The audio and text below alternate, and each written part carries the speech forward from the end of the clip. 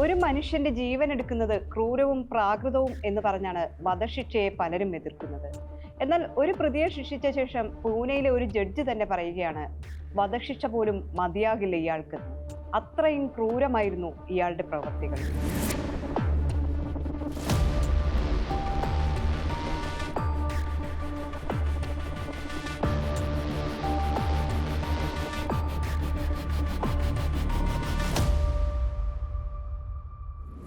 പൂനെയിലെ ഒരു ഉൾഗ്രാമത്തിലാണ് സംഭവം. 65 വയസ്സുള്ള ഭീംറാവു പ്രഭാകർ കാംബ്ലെ എന്നയാൾ കേവലം 3 വയസ്സ് മാത്രം പ്രായമുള്ള ഒരു കുഞ്ഞിനോട് ചെയ്തത് പറയാൻ പറ്റാത്ത ക്രൂരതയാണ്. ആ പിഞ്ചു കൈകൾ പിടിച്ച് കാമദാഹം കൊണ്ട് അയാൾ നടന്നു പോകുന്ന CCTV ചിത്രങ്ങൾ കണ്ട് കോടതിക്ക് പോലും രോഷമടക്കാനായില്ല.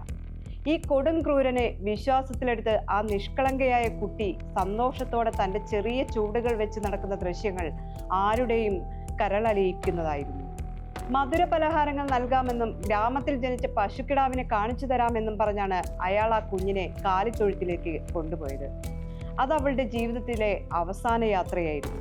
ആ തൊഴുത്തിൽ ആ കുഞ്ഞ് ക്രൂര പീഡനത്തിനിരയായി. പിഞ്ച് ദേഹത്ത് 18 പരിക്കുകൾ. ലൈംഗികമായി പീഡിപ്പിക്കപ്പെട്ടപ്പോൾ കുട്ടി അനുഭവിച്ച കഷ്ടപ്പാടുകൾ, കരയാതിരിക്കാൻ വായിൽ തുണി തിരുകി കയറ്റിയിരുന്നു. അവസാനം അവൾ മരണത്തിന് കീഴടങ്ങി. 7 വിവാഹിതരായ പെൺമക്കളുടെയും ഒരു മകന്റെയും പിതാവായ ഈ ക്രിമിനലിന് വധശിക്ഷയല്ലാതെ പിന്നെന്ത് നൽകും എന്നായിരുന്നു ജഡ്ജി SR സാലുങ്കെ ചോദിച്ചത്. കൊലപ്പെടുത്തിയതിനു ശേഷവും അയാൾ കുഞ്ഞിനെ ലൈംഗികമായി പീഡിപ്പിച്ചു. പ്രതിയുടെ പെരുമാറ്റം അസാധാരണമായിരുന്നുവെന്നും അത്തരമൊരു കുറ്റകൃത്യത്തിന് വധശിക്ഷ പോലും മതിയാകില്ല എന്നതുമാണ് കോടതിയുടെ അഭിപ്രായം. പക്ഷേ അത്തരമൊരു കുറ്റകൃത്യത്തിന് നൽകാവുന്ന ഏറ്റവും വലിയ ശിക്ഷ ഇതാണെന്ന് ജഡ്ജി സാലുങ്കെ ഉത്തരവിൽ എഴുതി ചേർത്തു. പ്രതിക്ക് 65 വയസ്സ് തികഞ്ഞു എന്ന വസ്തുത മാത്രമാണ് ശിക്ഷാ ഇളവിനായുള്ള കാരണം. പക്ഷേ ആ പ്രായത്തിൽ പോലും പ്രതിയുടെ കാമദാഹം ശമിക്കുന്നില്ല. മറിച്ച് അത് വളരെ അപകടകരമായ ഘട്ടത്തിലായിരുന്നു എന്നും കോടതി തന്നെ പറയുന്നു. വെറും 3 വയസ്സുള്ള കുട്ടിയോടുള്ള പ്രതിയുടെ മനുഷ്യത്വരഹിതമായ പെരുമാറ്റത്തെ ഇത് പ്രതിഫലിപ്പിക്കുന്നുണ്ടെന്നും കോടതി പറഞ്ഞു.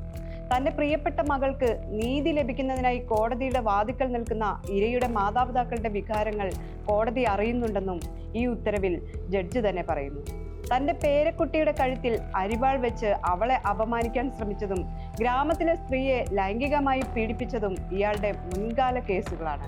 എന്നിരുന്നാലും 2 കേസുകളിലും ശരിയായ തെളിവുകളുടെ അഭാവത്തിൽ കുറ്റവിമുക്തനായി. ഇതാണ് പുതിയ കുറ്റകൃത്യത്തിനുള്ള പ്രേരണയെന്നും പറഞ്ഞാണ് ഈ കൊടും ക്രിമിനലിന് വധശിക്ഷ തന്നെ നൽകിയത്.